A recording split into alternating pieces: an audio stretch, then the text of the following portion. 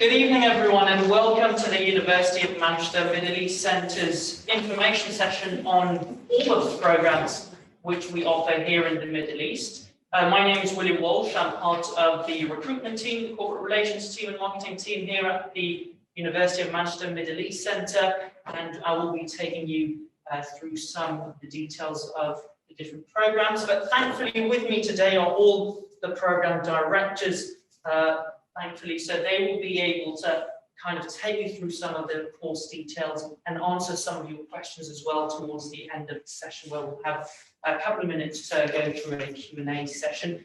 With us as well, we have Firas Kabur, who's here physically with us. He's actually an alumnus of the Manchester Global Part-time MBA, and he can answer some of the questions that you may have about the MBA, if there are any.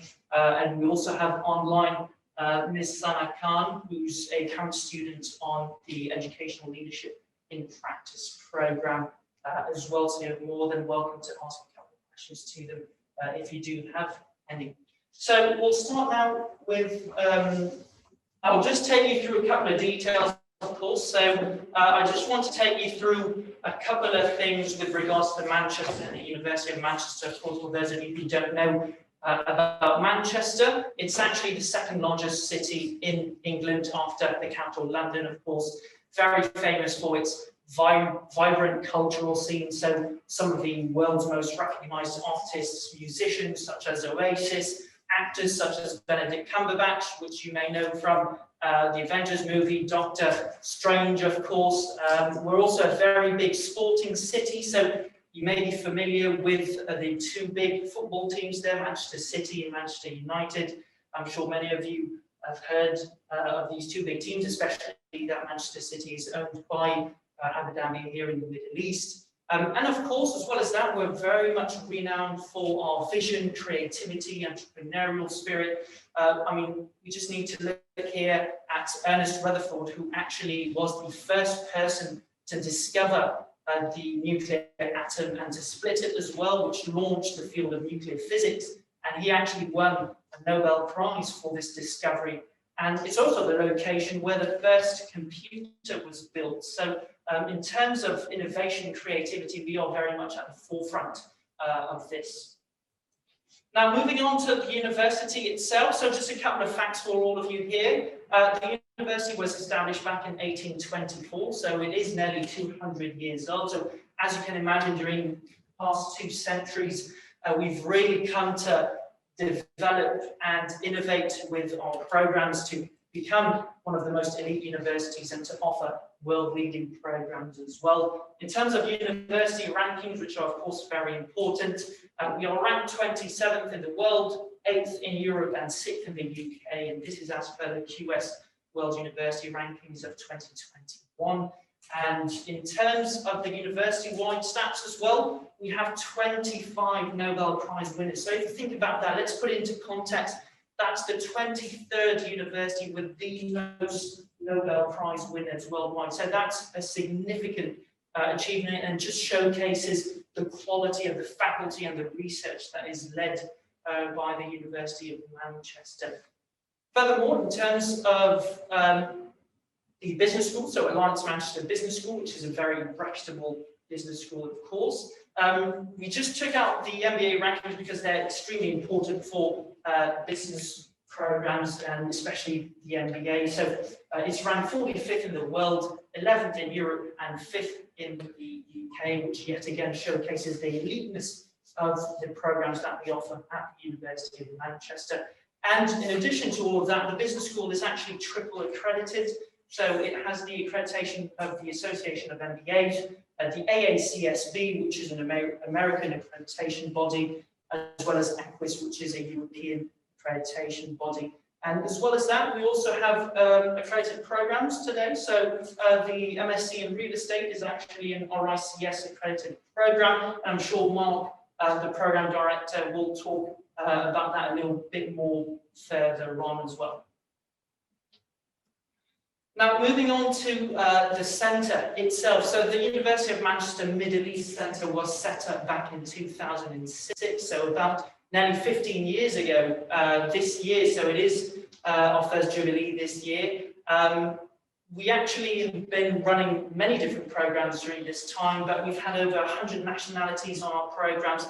We've graduated 800 students from the MBA, and we took the MBA as an example simply because this program has been running since the very beginning, so for about 15 years now. We've graduated that many students in the Middle East itself, and we've actually supported over 2,800 students across the centre as well. The centre is part of a wide range of other global centres. So as you can see on the screen, we have Manchester, Dubai, Shanghai, Hong Kong, Singapore, and even Sao Paulo. So the reason behind this is to make sure that world-class education is accessible to anyone around the world, wherever they are located, so they don't have to travel all the way to Manchester to actually study a world-class program. So during the course of the programs, you may have the opportunity to travel or not. That will be clarified by the program directors, depending on their individual programs, of course. So moving on to the type of programs that we offer at the University of Manchester Middle East Centre. So currently we offer 5 different part-time blended learning programs here in the Middle East. As you can see, the MBAs are here, so the Manchester Global Part-time MBA, as well as the Kelley-Manchester Global Part-time MBA. We also have MSc, so the part-time MSc in real estate, as well as the part-time MSc in financial management. And we, of course, have the part-time MA educational leadership in practice as well. So, as you can see, the Manchester Global Part-time MBA has an intake in January and July as well, so every 6 months or so. The Kelley-Manchester Global Part-time MBA only has 1 intake in July, so this is the right time to start looking at that program as well. And all 3 of the other programs have their intakes in September. Now, we're very excited about all of them, but especially the financial management program that just started this very year. So our very first cohort will start in September, and we're also very excited about all the other programs, of course, and we will be taking you through them today. So we'll start off with the MBA program. I hope that Xavier is here with us this evening, but just to present Xavier Duran, he's the Director of MBA programs here at Alliance Manchester Business School. He's contributed to the MBA programs since back in 2003 and is now responsible for the strategic direction of MBA programs and the development of transnational education at Alliance Manchester Business School. Key to these responsibilities is to ensuring both that the MBA curriculum is kept current, innovative and fit, and that our students on our MBA programs receive an outstanding learning and administrative experience as well. So without further ado, I'll give you all to Xavier Duran, who will be talking about both the Global Part-time MBA as well as the Kelley-Manchester Global Part-time MBA. Okay, thank you, William, and indeed, good evening to everybody, either at Jumeirah Emirates Towers in Dubai, and indeed any other of you that might actually be attending this hybrid session from other locations in the Middle East. I'm only wishing I was actually there, because it's been a good while since I was fortunate enough to be able to be at our Dubai center with our colleagues there in the Middle East. But hopefully, and touching wood, will be on the road and traveling and meeting our students very, very, very soon. And all indications are that this will be the case over the next coming months.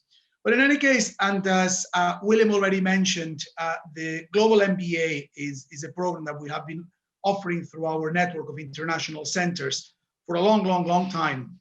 In Dubai, certainly, we've been operating since the mid-noughties, so quite a while, and we've been supporting now MBA students for a long time, and indeed been supporting a growing community of Manchester MBA alumni for quite a long time. But indeed, the MBA actually dates back even longer than that. So we've been offering the Global MBA or its predecessors now since the early 1990s. So in many regards, we were actually quite innovative as an MBA provider at really offering MBAs transnationally around around 1992, 1993, and our first centers already date back to those dates, 92, 93, over in Hong Kong and Singapore. And since we've obviously opened the centers in Dubai, opened centers in Shanghai, in Sao Paulo, and in other locations. But in any case, the very first thing to speak about is perhaps just trying to give you a bit of an understanding of what an MBA is. And beyond the obvious, an MBA is obviously a Master of Business Administration. An MBA really is what we call a broad, a generic business and management qualification. And when I say broad, when I say generic, I don't mean it in any pejorative sense whatsoever, quite the opposite. What I'm saying is that an MBA is a business and management qualification that really goes for breadth. It tries to understand literally everything that happens within organizations and how we actually manage within them. So far from focusing, for example, finance or accounting, like Amedeo will be speaking about later on, far from focusing on operations management, on marketing, on economics, on HRM, so typical specialist MSc programs, an MBA is actually looking at the whole organization. And obviously, we don't provide a lot of detail. So you will not become an expert on marketing. You will not become an expert in operations management. You will not become an expert in economics. However, you will be able to understand how all these different organizational functions work, what they speak about, what their function and their purpose is, and you will be able to understand what is that language that they actually speak.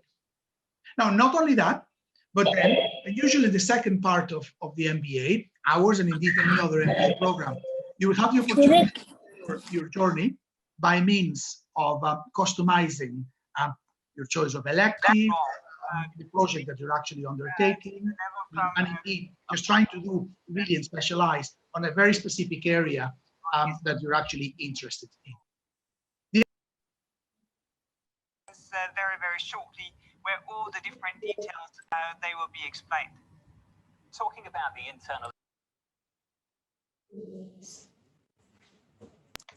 Hello, I think someone muted me, so my apologies. I don't know what happened there. But as I was saying, an MBA is the business management qualification par excellence, known the world over by employers and students alike. So in essence, you actually speak about an MBA in the United States, in the UK, in the Middle East, or in the Far East parts of Asia, and everybody knows what an MBA is about. They all know what to expect of MBA graduates, and they know the type of qualities, the type of features, and the type of knowledge and skills that they can actually bring to employers.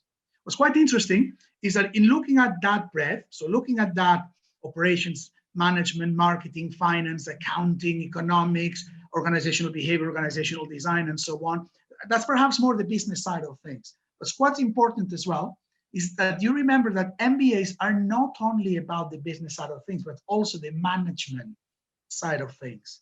So we actually teach you how to become managers and give you the skill set really to manage within your organizations better. May that be managing budgets, managing people, managing projects, it doesn't matter. And the way we do that is by virtue of looking at what type of skills we can actually build. You can speak about presentation skills, you can speak about time management, you can speak about how to manage teams or group dynamics. But in general, what I tend to do, and this is usually what I try to focus our curriculum into, is I try to focus into 5 key skills that I want all our graduates to end up with once they complete the MBA. And those are very important. What we want to do is we want to equip all our MBAs with the ability to not only navigate in an uncertain environment, but to thrive in it. And for you to be able to thrive in that context of uncertainty, you need to have the versatile skills that will allow you to make the most out of an uncertain environment, so that you can, for example, try not only to get an MBA as a passport for a better job within your organization, but that perhaps you can actually literally move to a different sector altogether, that you can move to other organizations, that you can set up your business. Ultimately, the vast majority of people pursuing an MBA do it for career purposes. But the skills that I always try to embed into our curriculum to try to gain that versatility, to thrive in that context of uncertainty, are to do with trying to build your collaboration skills. So as part of the MBA, the vast majority of the work you will carry out, and certainly what we assess you on is based on group work and how to collaborate with others. But bear in mind that collaboration strands beyond working as part of a team to deliver a presentation. It might well be trying to look at collaboration to try to crowdsource or crowdfund a particular business venture. It can be absolutely anything. So collaboration, communications. So again, it might well be that we want you to present better in public, but perhaps to communicate better in a very uncomfortable environment where you're actually just trying to network with people you've never met. So how do you do that chit chat? How do you actually really stand out from the crowd? How do you go about interviewing? How do you go about negotiating? So collaboration, communications, creativity, in other words, doing those things that computers will never do, just thinking outside the box. This is where we're actually looking at how we can be creative to set up new businesses, set up new ideas, perhaps preparing strategy for bigger organizations, and so on. So communication, collaboration, creativity, critical thinking. So in other words, just trying to look at a specific problem from many different perspectives, being critical, what's good about the theory, what's bad about it, how can it help us, how can the use of specific assumptions limits its usefulness to explain what happens in the real business world, and how those critical thinking skills can really stand you in good stead to be able to stand your ground on a debate, on being able to make put a point across, and so on. And finally, and I would actually argue most importantly, trying to make you more confident. And as we speak about confidence, we are not necessarily speaking about confidence as in the self-assurance in your own abilities. It's not about being confident because you're the cocky individual that can stand up in front of 1,000 people and crack up a couple of jokes. Not at all.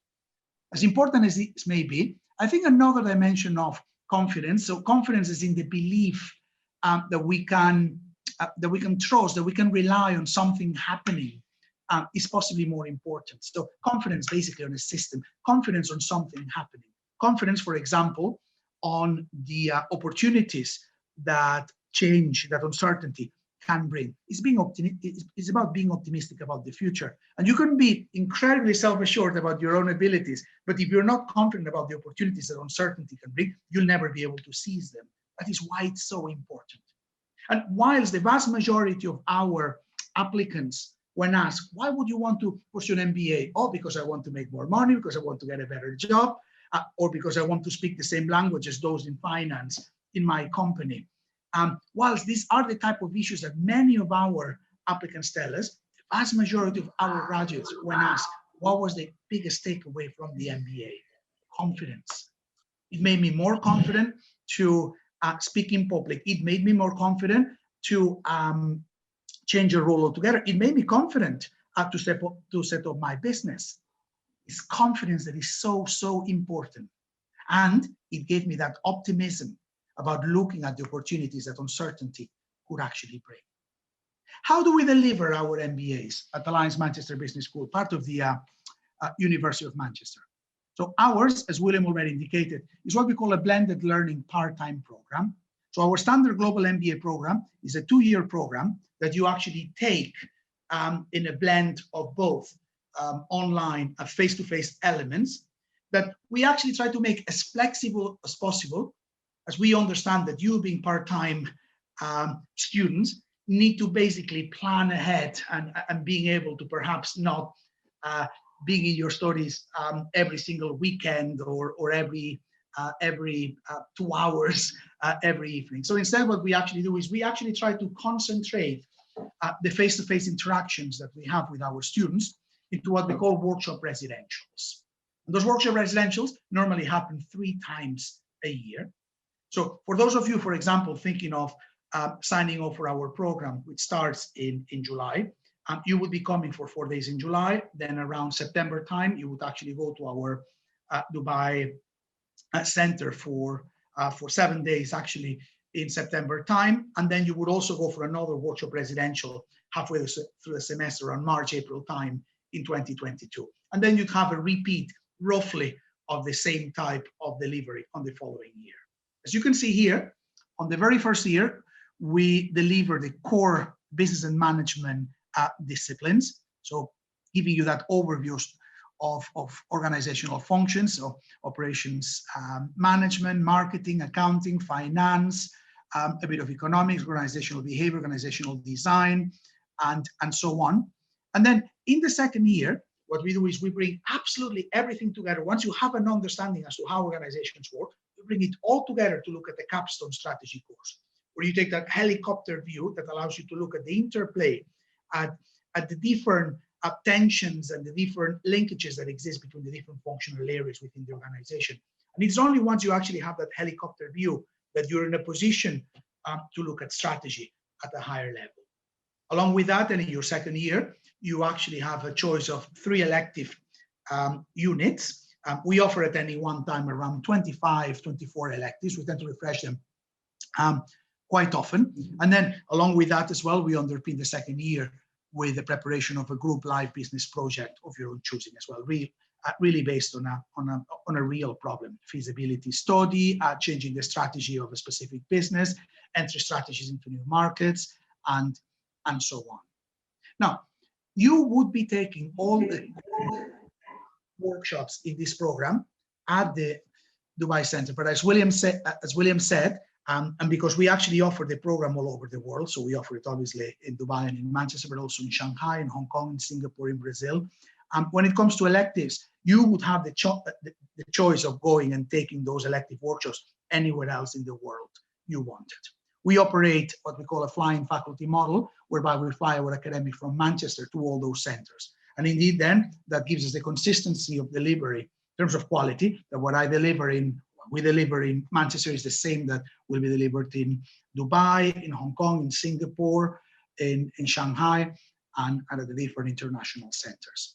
And not only you can actually go to the other centers, we actually encourage you to go, so much so that we will actually even pay up to 6 nights accommodation if you take those electives abroad, because we want you to travel abroad. We want you to meet other nationalities. We want you to meet other students. And then moving us on, just a quick note on our Kelley program that William was actually mentioning. So William, if you're moving the slides there, exactly. We also offer a pathway of our global MBA program via a partnership that we actually have with the Kelley School of Business at Indiana University in the United States. And what this joint program does is it allows us to basically craft a program that is partly delivered by us, by courses in our standard global MBA, and partly delivered by the Kelley School of Business at Indiana University in the United States via their Kelley Direct program. We don't have to duplicate the amount of course units that we actually deliver yet, because we are in a position to give credit on the courses that they deliver on our behalf. And likewise, they're in a position to give credit for the courses that we actually deliver. We both can then offer the award of MBA by our respective institutions. So whilst this is a joint program of studies, this is actually also a dual MBA. So you receive 2 awards. You receive the Global MBA from the University of Manchester, and you receive a Kelley MBA from Indiana University. This is incredibly useful for those of you that have connections with both Europe or the United States that might be a bit uncertain as to where you want your career to take you, whether you might be thinking of perhaps moving to the United States, moving to Europe, or indeed that you really don't know whether you want to end up working for a European or for an American business. Now, of course, the Manchester MBA in its own is actually very well recognized, particularly in the Middle East. I'm pretty sure that many of you already know graduates from our program. But sometimes going with an award as well from American institution from a very well-known university, which is Indiana University, that can also really help you knock at some doors. And what's actually very interesting about this program is that in combining both elements of our global MBA here at Manchester and elements of the Kelley Direct in Indiana, this makes a very, very, very flexible program. So of course, it's still blended to the extent that the courses that you take as part of the Manchester program, the ones that are highlighted in this diagram in gray, allow you to take workshops at any of our centers, either in Dubai, in Manchester, in Hong Kong, in Singapore, in Shanghai. With regards to the courses that Kelley delivers them via an online program. So all the red boxes are actually delivered online.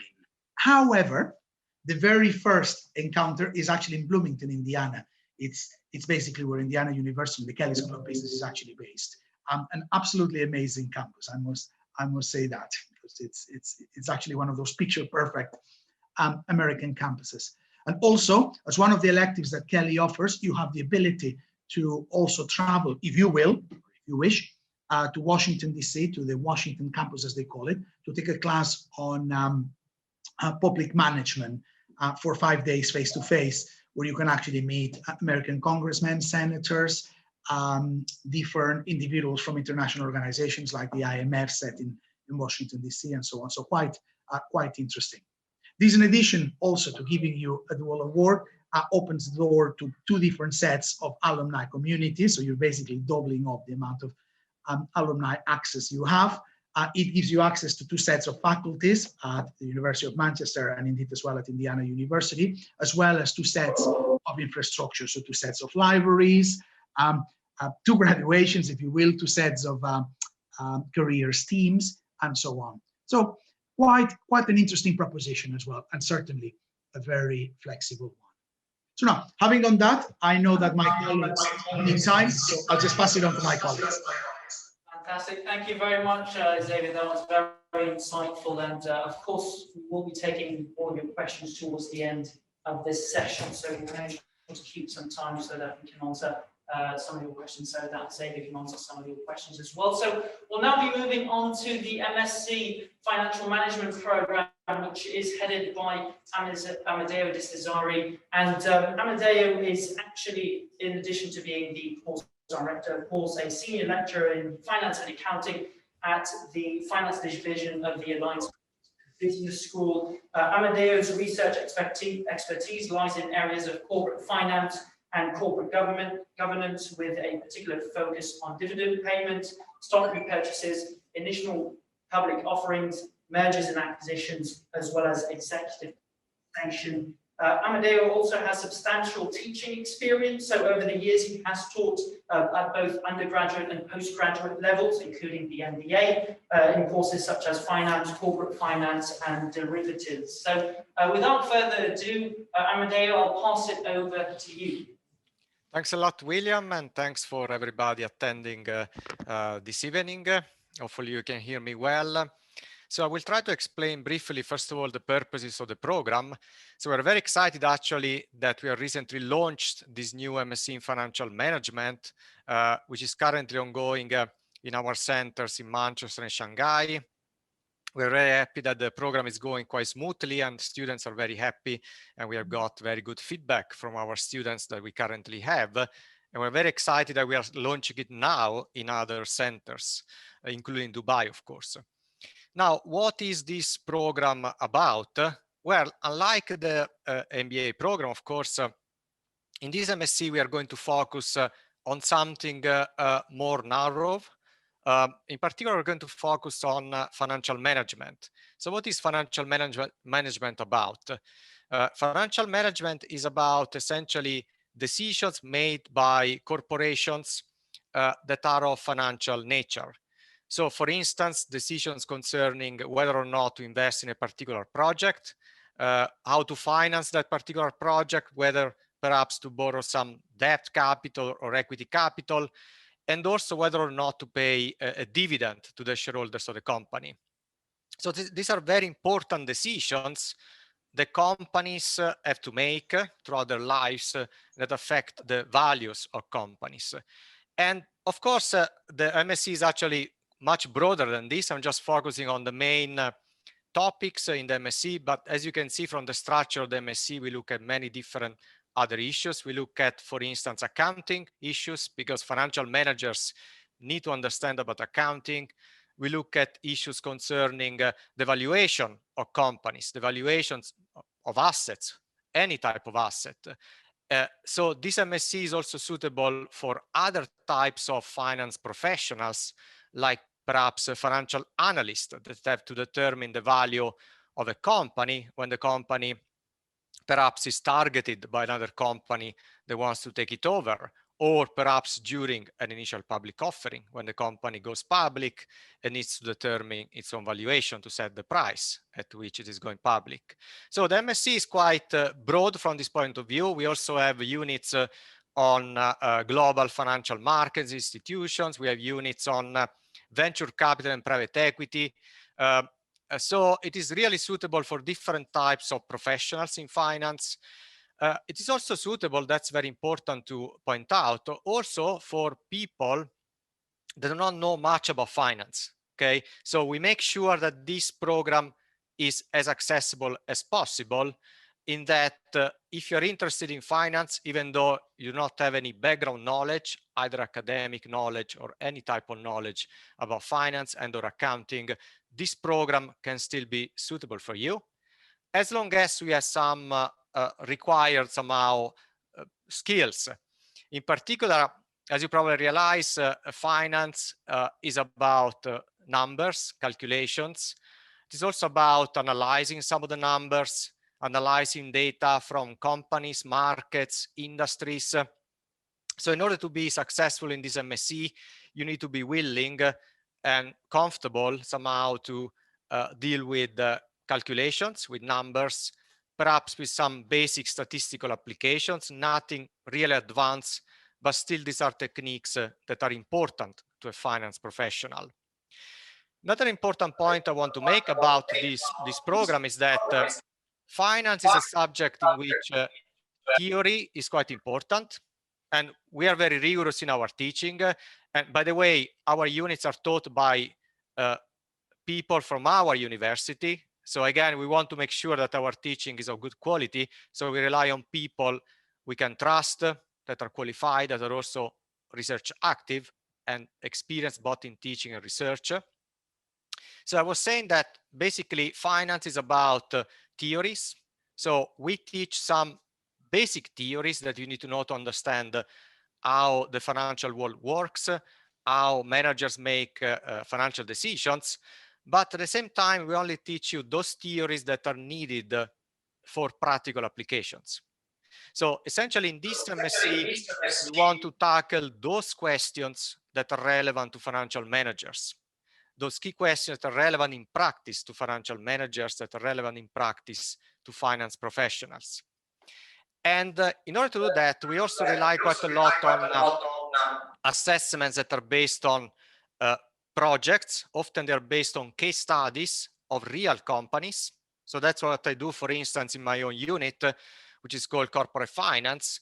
I basically use some case studies from some real companies, and I ask students to work on questions that, again, managers will face in practice in a real company. And it's very important to understand that by going through this process, going through this type of assessment, you develop many skills. You develop, for instance, critical thinking skills. You develop many other transferable skills that are important in your profession. And you also essentially, in a sense, understand the challenges that in practice a manager or a finance professional more generally would face out there, especially in a very uncertain world like the one we are currently facing. Now, it is a blended program, of course, so it means that basically in each unit you will have access to material that is delivered in different ways, mostly online, but each unit also comprises online interactive sessions and also some face-to-face sessions. So in particular, if we look at the structure of the program a bit more closely, as you can see, it's a 2-year program, ideally. We are flexible in terms of how long it could take you to complete, but the program can be completed within 2 years. And in the first year, basically first semester, we have 2 foundational units in accounting and finance. We call them foundational units because literally, if you know nothing about these 2 topics, you are fine. You can be successful in this program. Okay, so the program is still suitable for you. So these are very important units, and in each of them we have a 3-day conference or workshop or residential, and basically this is a very intensive event in which you're going to meet your fellow students, and also you're going to meet your tutor. You're going to basically also go over again a case study generally and a group-based assessment based on that particular case study. Okay, and we start actually in September with the first 2 residentials for the first 2 units. So the first 2 units run from September to February. Then what about semester 2? In semester 2, we have 2 other units called corporate finance and global financial markets institutions. Again, these 2 units will include 2 3-day residentials. However, these residentials will actually take place in the middle of the semester rather than at the start. And in this semester 2, we also have another unit, which is part of the final group project I'm going to discuss in a minute. In this unit, you're going to basically learn some techniques to analyze data. Okay, so it's important to point out that the University of Manchester has a fantastic library, one of the best in the UK for sure, but also beyond the UK. So we have many databases that are accessible to you, and we're going to ask you to use some of those databases in some of the projects, like the projects concerning, for instance, this unit, data analysis. Year two is quite similar to year one, actually. We have, of course, other units, but somehow the structure is pretty similar. However, in semester 4, the final semester, we also have a final group research project. Again, it's I believe it's one of the highlights of this MSc in financial management, because in this final group research project, you can work with some colleagues on a topic you are particularly interested in. So perhaps you are interested in a particular industry, in a particular type of company, in a particular financial market. You can essentially take advantage of this opportunity to do some research, some further research on this particular topic alongside your colleagues and produce essentially a report. And you're going to use basically at this stage all of the skills and knowledge that you have accumulated over the 2 years of the program, including some of the statistical techniques that you learned. That, again, these are practical techniques that are important to financial analysts, for instance, not just to researchers. So all in all, I think, again, just to summarize briefly, a few highlights about the program. Again, to repeat, you need to be comfortable when it comes to some basic quantitative techniques. You need to be willing to learn them, willing to basically do some calculations, essentially. That's what finance is often about. But if you do not know anything about finance, don't worry, you can still join this program. And again, this program is for people, for practitioners, for people that want to obtain, they want to understand solutions and come up with solutions for realistic day-to-day practical questions and problems that affect businesses all over the world. Okay, I think with this, I think I finished with my brief presentation, and I'm glad to take any questions later on, if there are any, about this program. Fantastic. Thanks. Thank you very much, Amedeo. Really enjoyed your introduction to the part-time MSc financial management. This has been useful for all of you who are taking questions out in as Amedeo just mentioned. We'll now move on to the MSc Real Estate program. So our course director today is Mark Shepherd, and Mark is actually a qualified chartered surveyor with more than 30 years of experience in practice and in education. His professional experience includes working in property investment consultancy and 20 years as an independent consultant as well. Since 1990, he has held academic posts at the University of Manchester in London, and is also an external examiner for several universities in the UK and in Ireland as well. He joined the university actually back in 2014 as a lecturer, and Mark is a fellow of the Royal Institution of Chartered Surveyors and a fellow of the Higher Education Academy. So without further ado, I'll introduce you all to Mark, and I'll pass you all to Mark as well for his talk on the MSc in Real Estate program. Hello, everybody. A warm welcome to our session, and I hope you'll enjoy this introduction to our MSc in Real Estate. I want to give you a little bit of background and history to see where we've come from. So at Manchester, we're relatively new to the discipline of real estate, but not to the built environment. The department within which I'm based is Planning and Environmental Management, which grew out of architecture in the 1950s. And so, you know, we've been around for a while with a sound reputation. We started moving into real estate in the early 2010s. And we started with a campus-based course, which has been extremely well received and heavily oversubscribed. And in part, that was our impetus for bringing the blended learning version to our different centres. We recognized that there was a section of the market that we weren't meeting, and this program was designed to do that. So let me tell you a little bit about the program itself. It's what we used to call a general practice program, in the sense that it covers a number of the core disciplines within real estate. Broadly speaking, valuation and appraisal, planning and development, investment and finance, and management. And therefore, it offers graduates a range of career opportunities if they're not already in the real estate profession, or indeed if they are, the opportunities to advance. But that, like our previous speaker, the program doesn't require you to have any previous knowledge of real estate or having studied it previously. It simply requires a degree to a 2-1 standard or equivalent, or a degree and experience if of real estate, if you have something of an equivalence lower than a 2-1.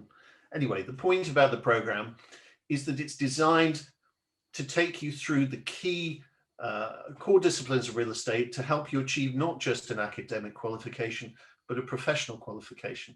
So in addition to receiving an MSc in real estate from Manchester University, you'll also be exempt from all the academic requirements of the Royal Institution of Chartered Surveyors. The remaining requirements are centered around experience, documented experience, and fitness to practice, which is called the assessment of professional competence. If anybody wants to ask me about that, I'll talk about it later, but I won't dwell on that now. So the course is structured very similar ways to our fellow courses into semesters, and for each semester there is a blended element in that there is online material, there are online workshops, but there's also a 3-day, what we call a conference, and we have 2 conferences a year in September and March.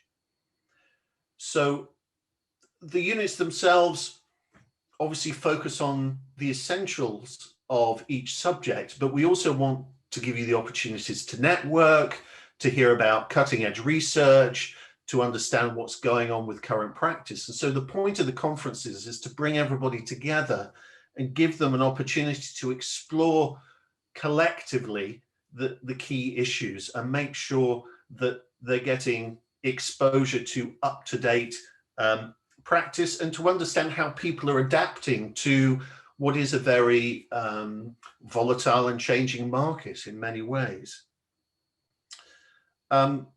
So the structure of the course itself starts off with what we think are the core units of real estate markets, which is very much an introduction to the fundamentals of real estate.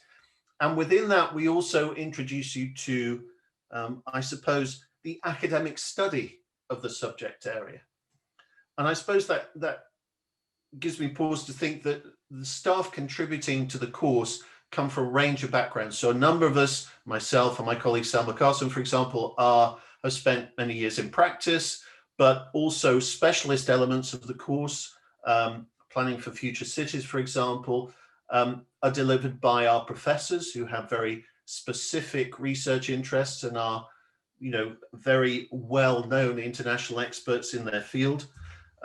So you're getting a mixture of academia and practice, and it's very much about applied knowledge. I sometimes get asked the question, well, what's the difference between training and education? And for us, it's very much training is about what you do, whereas our professional education is not just about what you do, but how you do it and why you do it. You need to understand the principles. You need to be able to apply these more broadly to practice. But having said that, each of these units has been designed to give you the knowledge and skills that if you're already in the real estate sector, you'll be able to apply to your daily practice. So as I say, real estate markets opens up our discussion of real estate, understanding about different markets and different actors within that market or those markets, because we look at a range of international markets and situations. And coupled with that is the study of property valuation, which is actually my specialist area, which is looking at, I guess, the value of property for all sorts of reasons, for sale, for purchase, for accounting, for taxation, many reasons why you might undertake valuation, but also viability and profitability, looking at projects and establishing whether they're worth investing in. So we'll look at different approaches to valuation. We'll look at different factors that influence the fundamental values of property. And that will give you the core to move on to the other, perhaps slightly more focused subjects. So if we take planning for future cities, that's delivered, as I said, by one of our professors, Richard Kingston. And he's very much interested in the future of built environments in urban areas. But he's also a planner by background. And so this unit combines fairly uniquely, I think, international planning with academic and policymakers' responses to the challenges of cities going forward. And that fits very neatly with the other unit that you study in semester 2, which is land and development, which is about the development process, taking you from the inception of the development to the first ideas through planning, viability, and so on, right through to the finished product, the marketing and disposal. And so those two elements fit really nicely together. Land and development is very much based, as many of our units are actually, on case studies, as we've heard from previous speakers. And we do try and keep this as professionally relevant and practical as we can, bearing in mind this is also an academic study of a subject. With land and development, there's a particular focus on financial viability, and funding, as well as the principles of putting together a development proposal. So it doesn't focus on the construction element, it focuses on the real estate element, which is basically about pre-construction and post-construction. Semester 3, then management and investment side.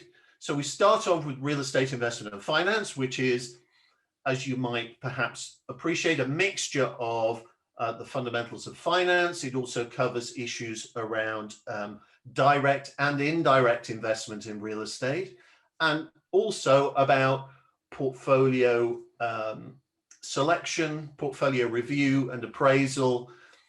And that's one of the interesting things, is there are lots of synergies between different units. So in property valuation, I introduce appraisal. In land and development, viability and appraisal are a fundamental part of that process. Again, when we go to real estate investment and finance, we come back to it from an investment perspective.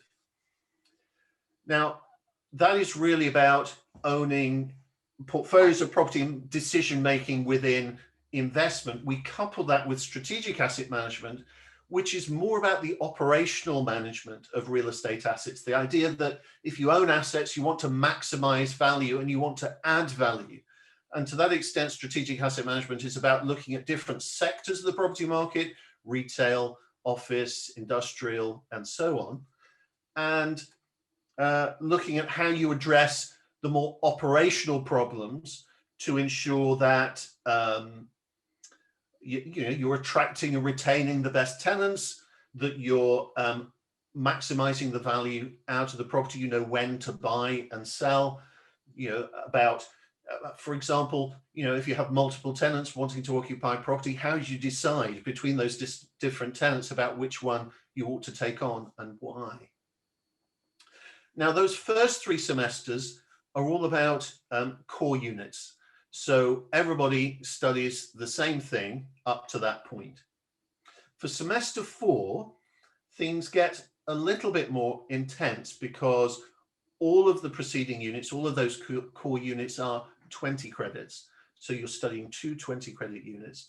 In the final block, at the final semester, you're studying a 20-credit option plus a 40-credit project. So it's a little bit more intense, but it works. Let me explain. So let me just take you through the options. At the moment, we have 3 tailored options based on what our market research has told us. So we have real estate law in practice, which looks at the principles and practice of real estate law, the relationship between landlords and tenants and letting property. We have corporate real estate project, which is very much about, and that's another one of my areas where we're looking at real estate from the occupier's point of view. So strategic asset management is all about landlords and how to maximize the value from their perspective. Corporate real estate is all about maximizing the value to the organization of the properties that they occupy or own. So how does real estate strategy underpin that corporate strategy? The third area that we found is really in demand is real estate modeling. I guess that's really about quantitative analysis of different real estate markets using a range of different statistical techniques and real world examples. Now that's coupled with the project-based inquiry. This is very much a practice-based project. Now, I know I said earlier that it didn't matter whether you were working in the real estate industry when you come on the course, and that's absolutely true, because I would say a significant proportion of applicants to this program come from other industries and they want to move into real estate, or they want to extend their understanding of real estate because they've been working in a very specific aspect of the built environment. But what it does is, the idea of the project-based inquiry is to focus on a problem of relevance to practice. And certainly a number of our students have found this really helpful in their career development, because they can take on a topical issue or a problem they might have experienced at work, or they might have been reading about in the literature, and develop it in a way that shows that they have a deep understanding of something that's of fundamental relevance to their prospective employers. So the idea then is that there is a synergy between all of these units. You'll come back and look at different topics from different perspectives as you work your way through. There is an element of choice, but at the end of it, it's also governed by accreditation. So the RICS, to some extent, mandates which areas we have to cover. And we've mapped the course against the competencies that the RICS established for professional accreditation, and it gives opportunities in a number of different areas, including valuation, commercial property, and planning and development. It does also give access to other areas, but those are the principal ones that our students seem to be going in at the moment. So I think that's probably all I want to say about the program right now. I'll hand over to my colleague, Alex. Brilliant. Brilliant. Fantastic. Thank you very much, Mark, for your introduction on the Masters in Real Estate program. Fantastic. And we'll finally move on to our last program this evening, which is the Masters in Educational Leadership in Practice, which is led by Dr. Alexander Gardner-McTaggart. And Dr. Alexander is, in addition to being the program director of this program, a lecturer in educational leadership at the University of Manchester, having joined as a senior lecturer at the Royal Military Academy of Sandhurst in the UK, which is where all the British officers are actually trained and ready to take on the responsibility of leading their fellow soldiers as well, which is of high importance, of course.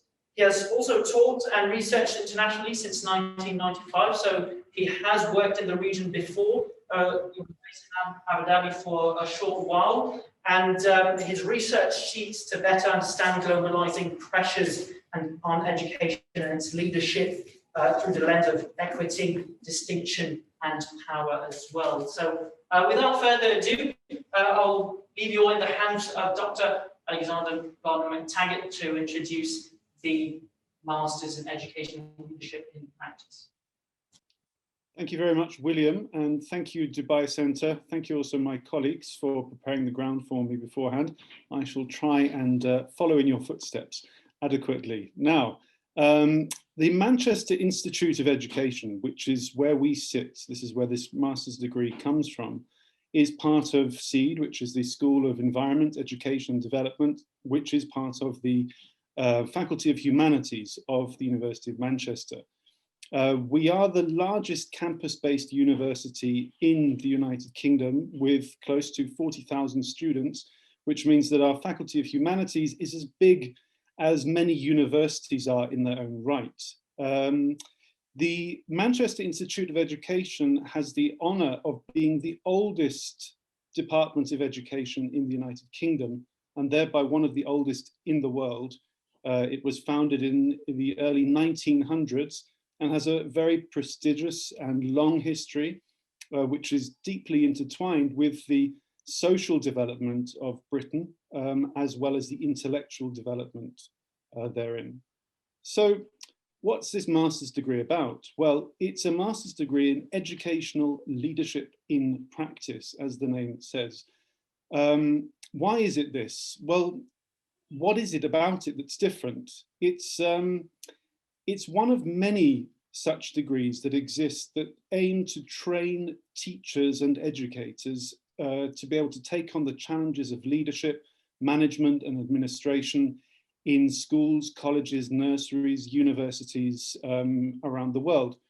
Now, what's happened over the last 20 years, I'm sure you'll agree, is quite phenomenal, the changes that we've seen that have affected and rocked our societies.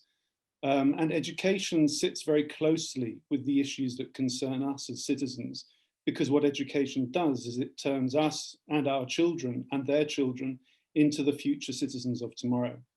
And so understanding what the challenges are that societies face is very important in education, in preparing our young people to be those citizens and move forward, which is why educational leadership is quite different from other forms of leadership, because it needs to understand and recognize and deal with these big social and societal problems that affect everybody around the world.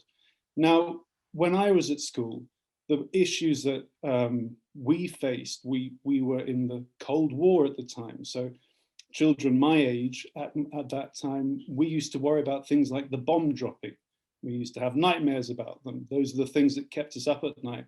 Well, thankfully, mostly those things have departed now. Children don't worry about that too much anymore, but what they do worry about are things like rainforests dying, the oceans rising, the pollution and poisoning of our planets, enormous inequity, poverty, war, and the list goes on and on and on. And what you'll find is that many programs that are set up to deal with educational leadership were written 20 or 30 years ago and don't deal with these issues as a core component of what it is to lead in education. And that's what's a little bit different about this course, is it's written for this century, moving forward. It's written to support young people and children and teachers and our colleagues to move forward and address these challenges in the world. Now, how do we do that? And what is important about it? Well, First of all, it's important to think what's the difference between leadership and management. Now, I could defer to my colleagues here now from finance and business administration. Obviously, I'm sure they'd have a lot to say about the differences between management and leadership. But in education, we think very much about what a leader does is defined by the way they think. Leadership is often connected with ideas such as vision or having the bigger picture. Certainly, if you're looking at somewhere like Sandhurst, it's definitely the thinking of the individual and the cultivation of the way you think through problems and analyze them and manage to keep everything under control with the higher order thinking that makes you into the person who can make change and is thereby valued for that, right? So that's leadership. So how do we make that happen in this course? Well, what we do is we privilege the intellectual capacity within you and we develop it.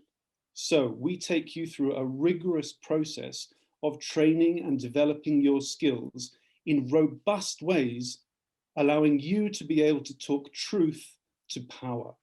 Now, this is very important in education because, as we've seen over the last 20 or 30 years, education has changed quite considerably. It's changed from a space where teachers potentially were much more empowered at a certain time, where they had a stronger voice, where they were on trajectories that took them up to become principals and heads. And we're seeing that this is starting to be eroded now. There's now a big divide emerging between teachers as the workers in the classroom and the leaders at the top who might come from executive backgrounds or more privileged backgrounds. And so our intention here is to empower teachers and those who would like to be educational leaders with the critical capacities that they need in order to be able to move forward, make change, engage with their communities, create networks, create teams, and empower children and teachers to take on the challenges of the future.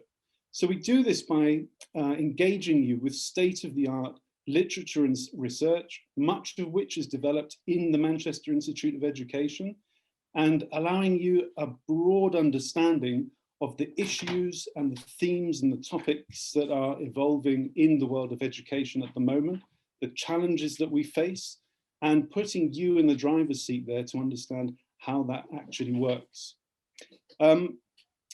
We prepare you for the job, but we do it through your intellectualism.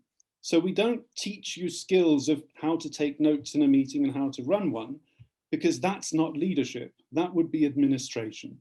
What we do is we teach you the higher order thinking skills required in order to think bigger picture. We do that so that your CV, when it lands on the desk for your next job application, rises to the top of the pile. What is it about this master's degree? Well, it's a 2 years master's degree, very much like the degrees that have just been outlined. It's purpose-built for the 21st century, so it has been newly designed, as with several of my colleagues' master's degrees here, in the last 2 or 3 years. So it's actually state-of-the-art. It's very much up to date. It's in tune and in sync with an international and globalizing world. It's not locally built for a local market. It's built for the globalizing perspective. Now, I can talk a little bit about the details of the course here. You can see in front of you, it's a 2-year degree. It's very much like Mark's degree in that it's divided up by semester with 2 blocks in each semester. In year 1, you will do, first of all, you'll start off with models of educational leadership. This exposes you and introduces you to what models are. That means the theory behind leadership. The second unit there then goes into engaging with educational leadership research and seeing how we research what leaders do in education and what we know about it. As with the other degrees, there's always a 3-day conference in between them. So we always preface these blocks with a 3-day conference. This is very important for networking, getting people together, meeting your colleagues. I will acknowledge that COVID has hit us pretty hard with this, and so we are at the moment doing online conferences, but we all are hoping, inshallah, that very soon this will change and we will be able to go back to face-to-face conferences again. In September 2, we look at educational leadership as a social practice. Now, again, this is what makes it educational leadership a bit different. Leadership in education is about people. It's about children. It's about teachers. And so when you lead in education, it's not necessarily, you know, the brigadier at the front of the cohort leading on the troops, or usually right at the back of the cohort telling them where to go. It's much more about leading together and collaborating and working together. Then we also have, oh, sorry, that was semester 2. I'll go, no, that should be, okay, I'll just carry on. The next unit after that then is educational policy. This is a very important thing to understand in education. The relationship between policy as is handed to schools, colleges and nurseries, say from government, or policy is defined, for example, in international schools by, let's say, the board of directors or the director themselves. How does policy relate to leadership, and how do educational leaders push back on policy, but also incorporate it into what they do? Leading educational change is an important unit there too, because most of leadership is concerned at one point or another with change. In fact, there are people who would surmise that leadership is in fact change. That's what it's all about. That's a very interesting unit looking at, is change needed? Why is it needed? And if so, how can it be made to happen? And when it happens, this is about people. And leading is about influence. And how do we influence people for positive change? And then in our final semester, we have, very much like the real estate degree, we have then a final project, but we preface that with 3 purpose-built research units, which engage you with research, with the finest of what we have to offer at the University of Manchester in understanding how to build your own research and do that. Why is that important? Well, if you as an educational leader in future want to be able to create change in meaningful ways, understanding how to generate knowledge and find gaps that are significant where you can make that change happen is vital to your credibility as a leader in being able to influence people for change. So that's it. It's a 2-year master's degree with 4 conferences, which are held in Dubai. We also operate flying faculty, so we fly our faculty to you. That means you have the consistent quality of our Manchester academics who will fly out to you. You get to meet all of your colleagues in those 3-day conferences. And like I said, inshallah, when COVID is over, these things will be able to happen again face to face, which we're very, very much looking forward to. And with that, my 10 minutes is over and I hand back to you, William. Thank you very much, Dr. Alex. That's very clear. Thank you very much for your introduction on the Masters in Educational Leadership and Practice. So before the Q&A part of the session, I'm just quickly going to take you through what makes our courses unique and transformational. So very quickly, because of time constraints, we pride ourselves obviously with having a very strong presence here in the Middle East. So we'll make sure that we engage with all of our students and alumni as well to keep on going even after you've completed the degree. But during and after, we have loads of online career seminars taking place. So here in the Middle East, we actually have our very own careers and alumni department. So there are many events that are run every year. We do have a lot of speaker events as well. So a lot of industry speakers will come in during networking events and other social events so that you can actually engage with them and learn more about specific topics that are relevant now.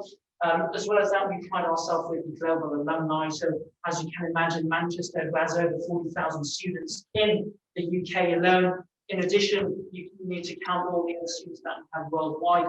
That means that no matter where you are on this planet, I can guarantee you that you will find a student or an alumni of the University of Manchester, which is absolutely fantastic, of course, because this helps you with your career, of course. Electives overseas, so some of the programs obviously allow you to travel, and that's very important in terms of your own professional progress, simply because, as you can imagine, hiring managers will look at your background, they will look at what you are doing, your extracurricular sort of work and activities as well. So they really want to make sure that you have that your intentions are that you want to develop yourself, that you want to interact with other cultures and people that are based in other countries, in other continents, and that's obviously something that we can provide you with. Alumni groups and social groups, so we do have them here in the Middle East, so we have social groups and alumni groups in the UAE, in Saudi Arabia, in Bahrain, in Qatar, and other countries as well. Here in the UAE, I know for a fact that before the pandemic, the first Thursday of every month, there would be a social gathering with all of our alumni that would join together to meet each other and to network, of course.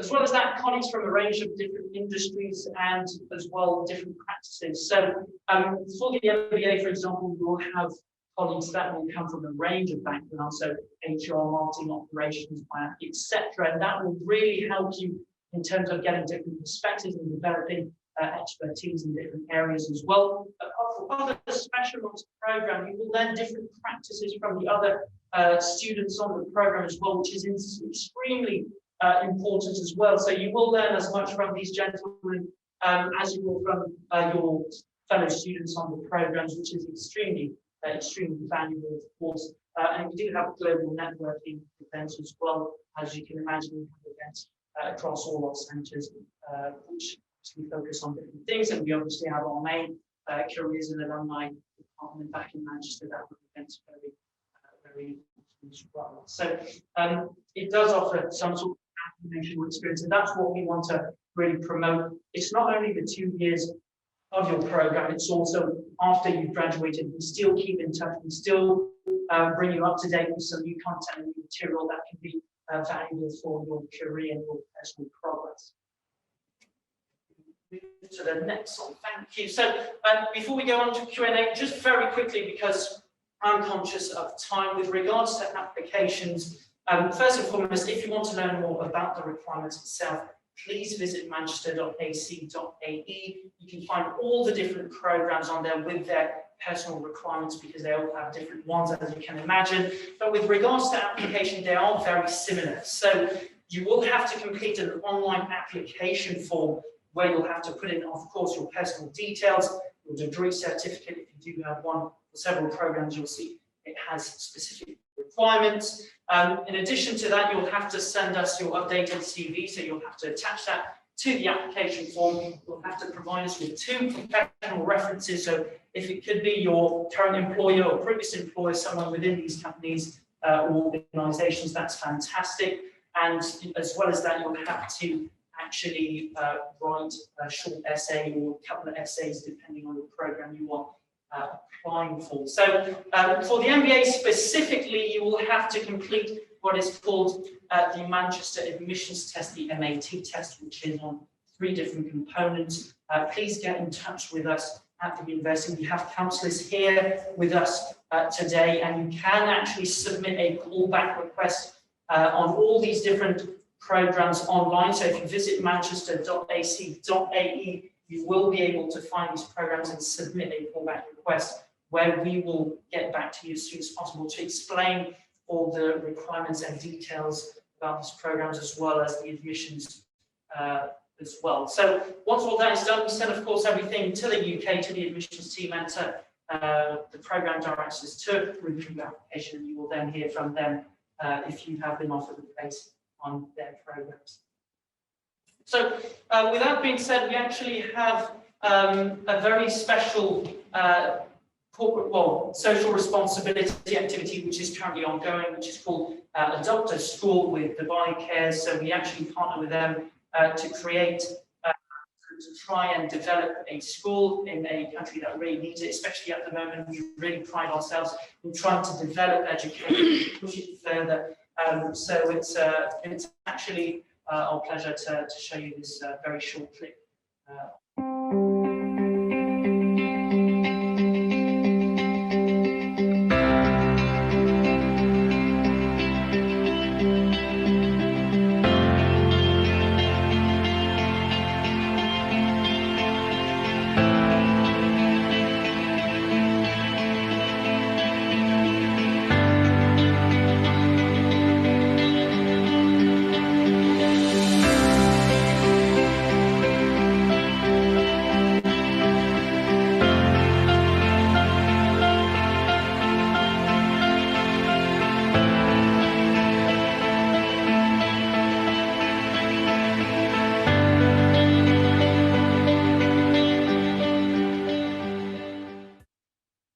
So if you'd like to donate as well, if you'd like to be part of this course, you're more than welcome to go to manchester.ac.ae/NSR to find more details. So thank you very much for actually attending this session. We're now going to move on to a Q&A. I think we still have some time left on our hands, but thank you very much for taking the time to listening in to all these programs as well that we do offer at the Middle East Centre. And without further ado, we will be taking your questions and putting them on to our program director. So please feel free to do so. They are here for that particular purpose as well. So we're more than happy to answer any questions that you may have. May it be online, please feel free to type them in the chat. And if you're here, you'd like to ask some questions, then please. Yes, if you are online and you'd like to ask a question as well, you can unmute yourself. More than happy to hear you out. Do any of you have questions here for our program directors at all? Yes, please. Yes. So I'm interested in the global part-time MBA course, and I would like to hear more about this 13 days face-to-face at home center or overseas, like this one. Okay, sure. So Xavier, I think we have a question for you here with regards to workshops. The question is about the 13 days of the second year as well. So with the overseas electives as well as the home centre electives, maybe you'd like to clarify some of the things with regards to that and what's the sort of value of these workshops as well. Okay, that's no problem. Yeah, so thank you for the question. And indeed, what we actually try to do during the workshop residentials is not only to get you to meet academics, but to meet each other.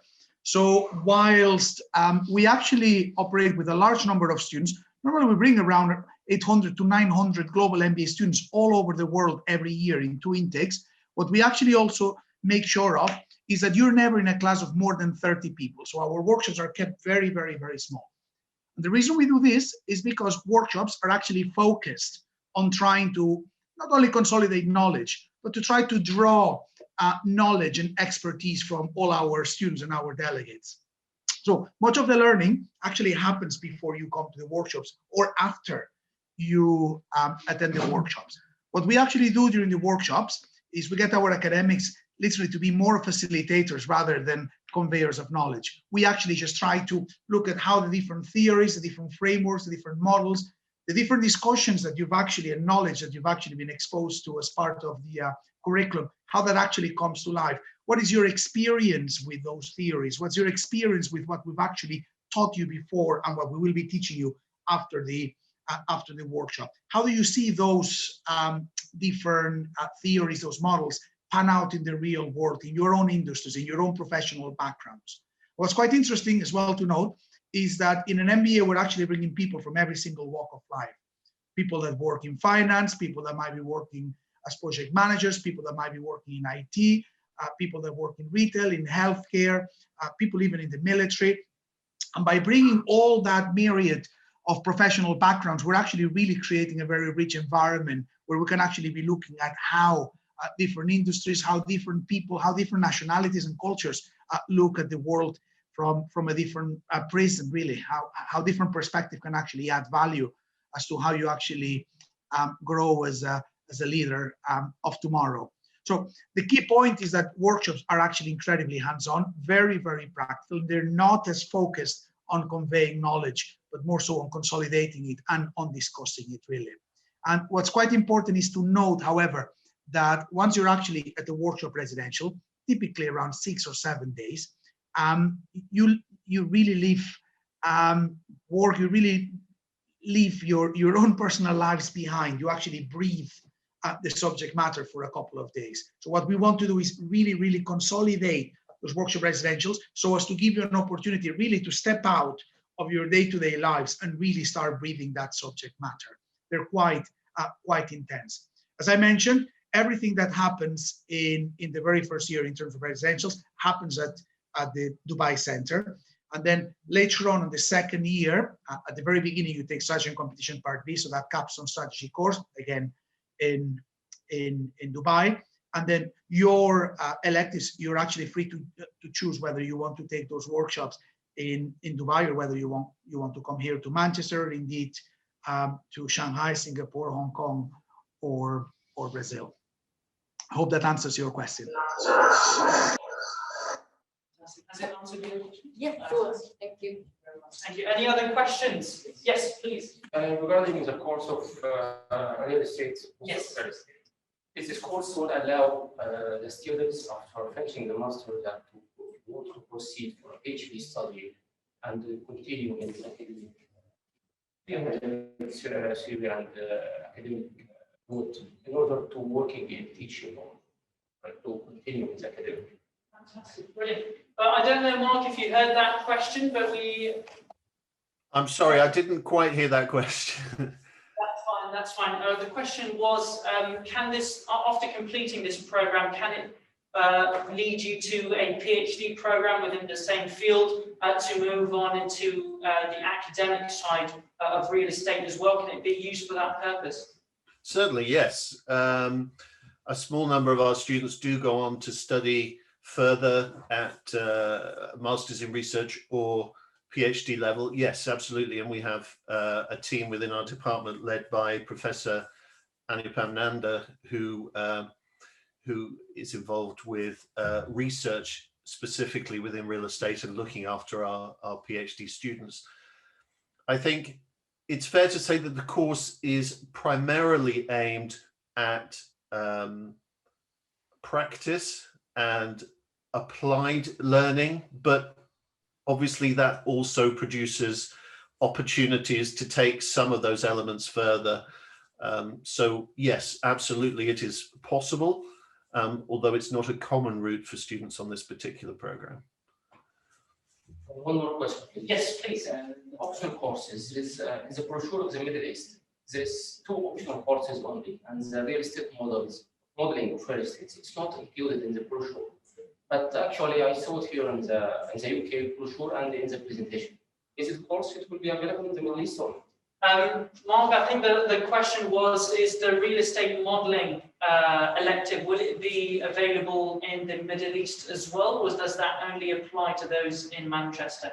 No, it's available in the Middle East, as all the options. And you'll get the same faculty and the same content as we would deliver to the Manchester Centre. So it's absolutely the same thing, yes. So the 3 elective modules will be available in the Middle East? That's correct. I mean, to be fair, the real estate law in practice, whilst it does try and take an international perspective, was to some extent designed for a particular sector of the market, primarily based in the UK. That doesn't mean students can't take it, and we do support it at our other centres as well. But it's probably fair to say that the other 2 units, real estate modelling and corporate real estate project, are perhaps slightly more internationally focused, simply because in order to gain accreditation and for people to be able to practice in the UK, there is a certain level of understanding of law that they need to have. That is a little more country specific, but it's still available and an option. Fantastic, thank you very much. Do we have any questions? Yes, we do have. Maybe proceed. You can unmute yourself and put forward your question to the director. Proceed. Hi. Hi. Can you hear me? Yeah, this is Bahij. Yeah. Hello. I guess I have 2. My questions were, one, it's directed to the MBA program director. It's related to, from your perspective, what is your opinion in terms of the relevancy of having MBA degree, the current and future economic climates? And then why the program from the Manchester University is different or perhaps superior compared to the similar programs from other renowned universities? And then the second question, I think it's not specifically only for the MBA program director, perhaps anybody else. I heard that the UK government is changing its working visa policy after Brexit, where anyone who holds a degree from any UK-based university, even though they are not a resident, can apply for work in any UK company. Any thoughts about it? Is there any level of truth about this information? If yes, will it be extended to the graduates of the programs from Manchester University? Thank you.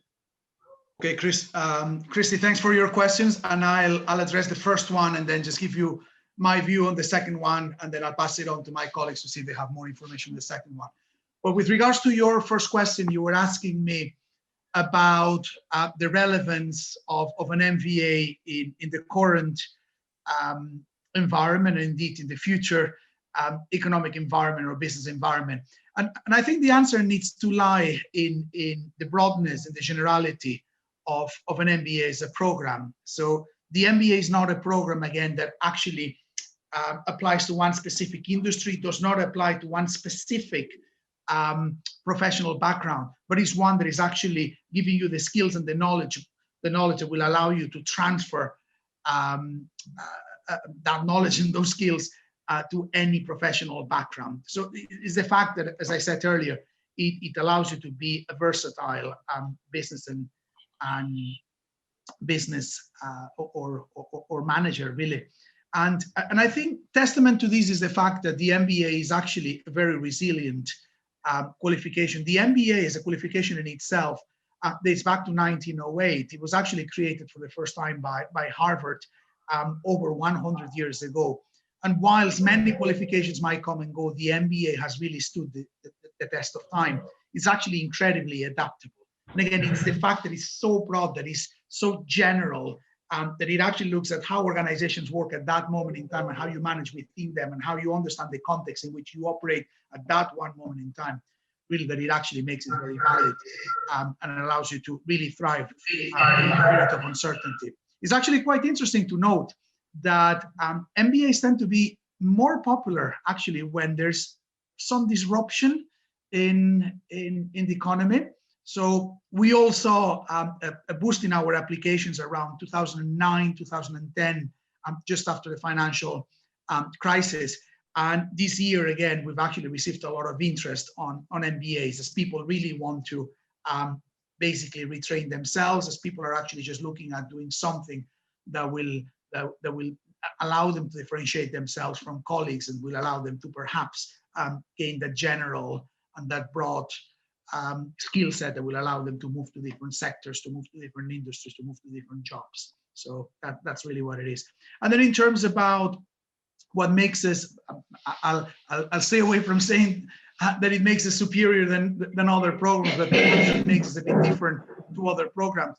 I suppose that lies, first of all, with a very specific model that we actually operate. In our case, we tend to offer a model that is incredibly flexible.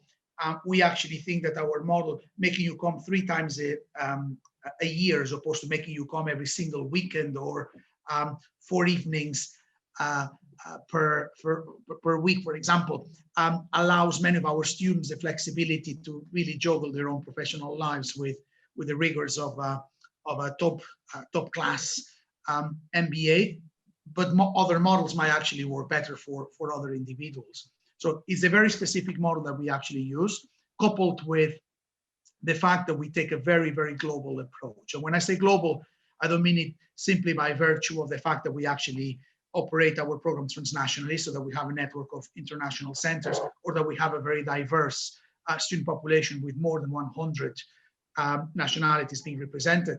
But it's also to do with the fact that our faculty are very international, starting by myself or Amedeo, for example, that is also one of the faculty in our program. As you can tell by our accents, we are not British ourselves, so we have staff that come literally from every single continent. And then also our curriculum is highly transnational. So we do not localize our curriculum to cases in Dubai when we deliver in Dubai, or cases from the UK when we deliver in the UK. Quite the opposite. We tend to focus on multinational organizations and multinational issues that make our program truly global. And finally, as well, perhaps in terms of the way on how we actually package, if you wish, our curriculum quite differently to that of our competitors. Ours, as I said a number of times, is a general business and management qualification, and we actually get you exposure to all the different functional areas within the organization. However, rather than trying to create courses that are siloed around a disciplinary area, so rather than having a traditional course in operations management, on marketing, on economics, what we actually try to do is we try to package them together to get to that more synthetic view, that more holistic view about the tensions, the interplay between different functional areas within organizations. So say, for example, we look at the tensions between operations and marketing in an operationalizing communicating value course.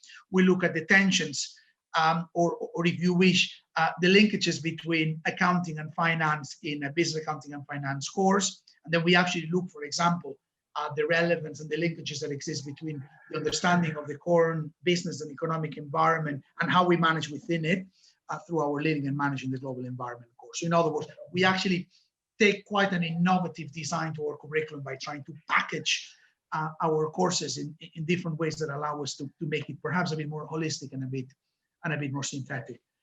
Just a very quick answer on your second question on the post-work visa, and those are my views. I'm not an expert on this, but my understanding is that the new legislation that the British government has passed on the issue of a post-study work visas in the United Kingdom apply to students that are actually taking full-time programs in the UK. I don't think they actually apply to part-time programs taken transnationally, but I could be wrong here. So I'll defer to my colleagues in case they actually have more knowledge than I do on this legislation. Perhaps Amedeo or Alex or Mark know more about it? I don't, unfortunately, no. The only thing I would say is I was looking at this recently, that there has been a slight relaxation, but only because of COVID. So those who have had to study in a blended or distance mode because they couldn't come to the UK to study could still take advantage of the post-study work visa, but I don't think it applies to our program. But it still applies to full-time study, even if taken. Exactly. That's my understanding as well, Mark.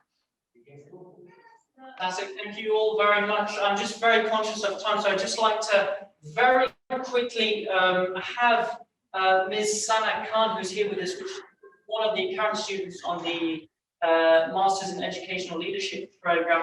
I believe she'll give us a little bit of insight and experience on her current journey on that particular program before we all let you go. Apologies if we didn't have the time to answer all your questions. We'll take them one by one. For those of you who've submitted some online, for those of you who are here, if you have any questions, we'll take them after the session. We will be sticking around, and the Manchester Middle East team is here as well to support you. But we will be answering your questions one by one. But I'd like to give the floor to Ms. Sana, who would like to share her experience, I'm sure, of the educational leadership. Hi, good evening, everyone. It's really nice to see so many of you. Sorry, I couldn't come to the session because of the ongoing situation at the moment. But yeah, I've been part of this course in September. I work for an international school here in Dubai, and this course has actually enlightened me in so many ways. And the support that Dr. Alex has given me throughout the course and the whole team, it's amazing. They make you feel really comfortable with the pressure of the work. Obviously, working in a school is not easy. And with the work pressure, they make it very, very easy for you to adjust to the course. And the course is designed in such a way that you can actually incorporate your work life and the studies together. So I've been very happy since I've joined the course. And yeah, I look forward to a lot of you joining the course as well. I look forward to meeting some of you on our leadership course as well. If you have any questions, please feel free to ask me. I haven't prepared a speech. So fantastic. Thank you very much, Ms. Sana. And obviously, if you have any questions that you'd like to ask some of our current students on all the different programs, we're more than happy to introduce you to some current students and alumni as well. And we have one final question, I believe, just one that I'd like to ask you, Amedeo. We have a question which is, what is the main difference between the MSc Finance program and the MSc Financial Management program? Is there any specific difference between both programs? Are they quite similar? I'm assuming that this is a general question about, in general terms, the difference between an MSc in financial management and one in finance. So I guess the main difference is that an MSc in finance is probably a bit broader, in that in an MSc in finance, you would also learn about, for instance, asset pricing. So asset pricing has to do with the evaluation on financial markets of assets like maybe stocks, bonds, derivatives. You would also learn a bit more in an MSc in finance about market microstructure, which has to do essentially with the way in which, again, financial markets work, how they operate also institutionally. So I think an MSc in finance is somehow broader. An MSc in financial management touches upon many of these issues, but focuses more on the activities of financial managers in especially large corporation, multinational companies. Okay, hopefully I addressed the question. Absolutely, thank you very much, Amedeo. And we won't keep you any longer. I know we broke along a bit. Apologies for that, but I hope it has been kind of good talking to you here this evening, maybe online or physically. This was a course of information session on all the programs that we currently offer at the Manchester Emirates Centre. Just to recap, we currently offer the 2 MBA programs, which are the Manchester Global Part-time MBA and the Kelley-Manchester Global Part-time MBA. We also offer a Master's in Real Estate, a Master's in Financial Management, and a Master's in Education. For more information, please visit our website at manchester.ac.ae, where you can find all the relevant details with regards to the programs, with regards to the course details, requirements, and admissions process as well. If you'd like to get in touch with the Middle East team, that can guide you in the process as well of completing your application and to counsel you as well with regards to the best route for you, then please feel free to submit a callback request or to download a brochure. We will get in touch with you to make sure we can help you out with your interest, of course. If you have any questions to our course with regards to our course directors as well, if there's any specific information that we can't answer, that they would be the right people to do so, then we may put you in contact with them, or at least try and have your question followed up with them. But in the meantime, if you have any further questions for those of you who are here physically, feel free to kind of come by and then come see us one by one. We'd be happy to answer any of your questions. In the meantime, I'd like to thank Dr. Alexander Gardner-McTaggart, Amedeo Cesari, of course, Mark Shepherd and Xavier Duran, our program directors for all the different programs. Thank you very much for your time, extremely valuable. And we will have future events where we will go into more detail. So there will be individual information sessions in the next couple of weeks and months to really go into detail with regards to each program. So please keep an eye on the events page online for these future information sessions. But thank you all very much for attending this session this evening. We really appreciate your time, and we hope to see you all very soon.